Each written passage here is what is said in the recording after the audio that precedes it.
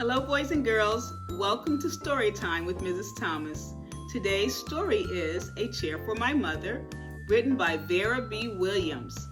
As I read the story today, listen for a few vocabulary terms. The first is tips, then savings and save, last, bargain. Sit back and enjoy. My mother works as a waitress in the Blue Tile Diner. After school, sometimes I go to meet her there. Then her boss, Josephine, gives me a job too. I wash the salt and peppers and fill the ketchups. One time I peeled all the onions for the onion soup. When I finish, Josephine says, "Good work, honey," and pays me. And every time I put half of my money into the jar. It takes a long time to fill a jar this big. Every day when my mother comes home from work, I take down the jar. My mama empties all her change from tips out of her purse for me to count. Then we push all of the coins into the jar. Sometimes my mama is laughing when she comes home from work. Sometimes she's so tired she falls asleep while I count the money out into piles. Some days she has lots of tips. Some days she has only a little. Then she looks worried. But each evening, every single shiny coin goes into the jar. We sit in the kitchen to count the tips.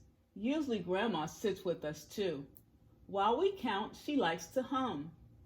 Often she has money in her old leather wallet for us. Whenever she gets a good bargain on tomatoes or bananas or something she buys, she puts by the savings and they go into the jar. When we can't get a single other coin into the jar, we are going to take out all the money and go and buy a chair. Yes, a chair. A wonderful, beautiful, fat, soft armchair. We will get one covered in velvet with roses all over it. We are going to get the best chair in the whole world. That is because our old chairs burned up. There was a big fire in our other house. All our chairs burned. So did our sofa, and so did everything else. That wasn't such a long time ago. My mother and I were coming home from buying new shoes. I had new sandals. She had new pumps. We were walking to our house from the bus. We were looking at everyone's tulips. She was saying she liked red tulips, and I was saying I liked yellow ones.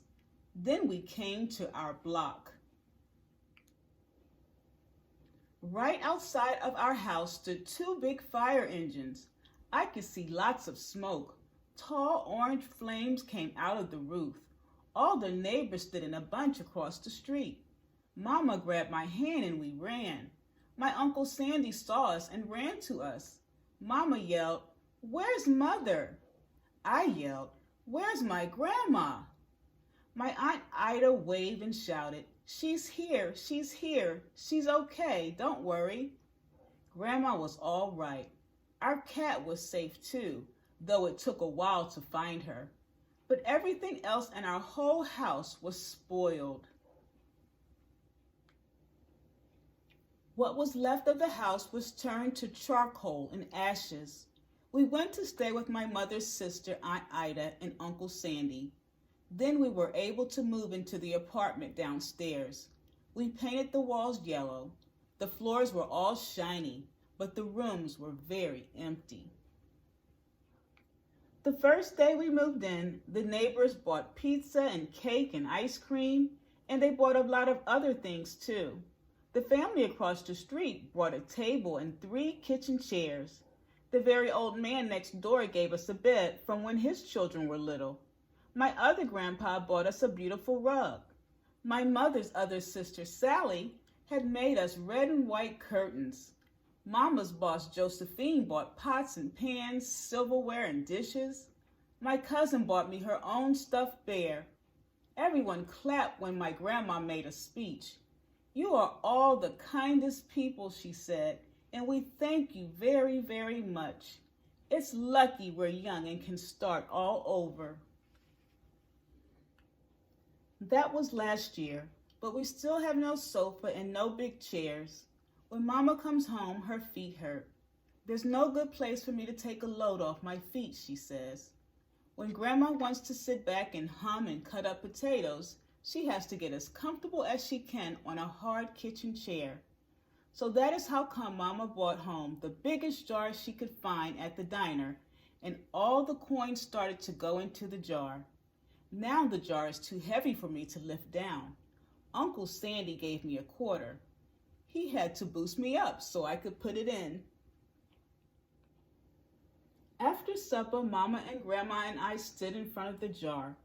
Well, I never would have believed it, but I guess it's full, Mama said. My mother brought home little paper wrappers for the nickels and the dimes and the quarters. I counted them all out and wrapped them all up. On my grandmother's day off, we took all the coins to the bank. The bank exchanged them for $10 bills. Then we took the bus downtown to shop for our chair. We shopped through 4 furniture stores. We tried out big chairs and smaller ones, high chairs and low chairs, soft chairs and harder ones. Grandma says she felt like Goldilocks and the 3 bears trying out all the chairs. Finally, we found the chair we were all dreaming of, and the money in the jar was enough to pay for it. We called Aunt Ida and Uncle Sandy. They came right down in their pickup truck to drive the chair home for us. They knew we couldn't wait for it to be delivered. I tried out our chair in the back of the truck. Mama wouldn't let me sit there while we drove, but they let me sit in it while they carried it up to the door.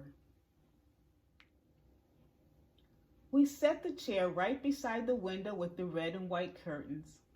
Grandma and Mama and I sat in it while Aunt Ida took our picture. Now Grandma sits in it and talks with people going by in the daytime. Mama sits down and watches the news on TV when she comes home from her job. After supper, I sit with her and she can reach right up and turn out the light if I fall asleep in her lap. The end. I hope you enjoyed today's story. Now let's get back to our vocabulary terms. Tips, savings or save, and bargain. In the book, Mama empties out change from tips in her purse for the little girl to count. In this story, a tip is money given to someone who does a job for you. I tipped the waitress $5 for her good service. In the book, Mama says whenever she gets a good bargain on something, she'll buy it. A bargain is when you buy something for a lower price than usual. Look at this ice cream menu. Which is the better bargain? Cookies and cream at $1.99, strawberry for $2.50, or chocolate ice cream for $3. If you said cookies and cream for $1.99, you are absolutely right. In the story, Mama keeps all of her savings in a jar. Savings means money we keep, money we don't spend. I keep my savings in a bank. Perhaps you keep yours in a piggy bank. Well, boys and girls, that's all for today. Until next time, be well, be safe, and see you soon. Bye-bye.